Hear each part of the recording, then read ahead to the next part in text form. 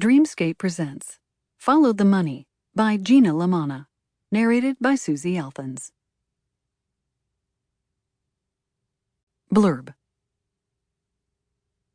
When a well-known mobster turns up dead, gunned down in the refrigerator at her favorite local restaurant, Detective Rosetti has no choice but to get involved. Unfortunately, it's not long before a familiar name emerges as a suspect, making this case her most personal one yet. The infamous Angelo Rosetti, Kate's father, is back. Along with her new case, Kate is forced to balance a cozy weekend with her, almost, boyfriend, as she dives deep into the Rosetti family history. However, when romantic dinners turn into stakeouts, her burgeoning relationship stumbles onto shaky ground.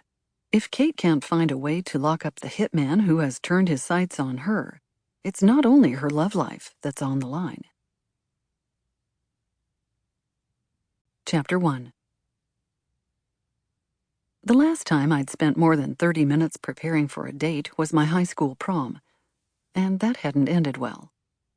Timmy Johnson had brought a flask of his dad's special Kool-Aid to our romantic Olive Garden dinner. When he offered me some, I'd given him a half-hour lecture on the potential consequences of underage drinking. He ditched me halfway through dinner for Sally Hirschfield, and I can't say that I blamed him. Even then, I'd known I wanted to be a cop, and while I might have been a bit of a spoil sport on prom, I hadn't been willing to take any risks that could ruin my chances at achieving my dreams. Yet here I was, a decade later, preparing to do just that. I swiped on mascara and lip gloss and tugged down the blue dress that Lassie had loaned me. She was rounder than me in every possible way, but with a few nifty pins, she transformed the material into a swishy thing that even I had to admit flattered my body. My phone jingled, sending my pulse skyrocketing. I looked down, saw Lassie's name.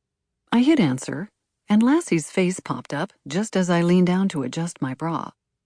"I thought I told you to wear a push-up," she exclaimed. "We went to Victoria's Secret for this very reason last week." "Why do you do this?" I scrambled to recover my chest with the dress. "Can't you just call like a normal person? Why do you need video?"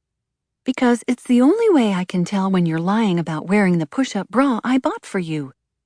"It was my credit card. I bought it." "Yeah, but I picked it out." I sighed, then flipped the phone around to give Lassie a full view of my body. "What do you think?" Lassie bit her lip on screen. "Shoes?" I slipped on the heels she'd lent me. It had taken... Sample complete. Ready to continue?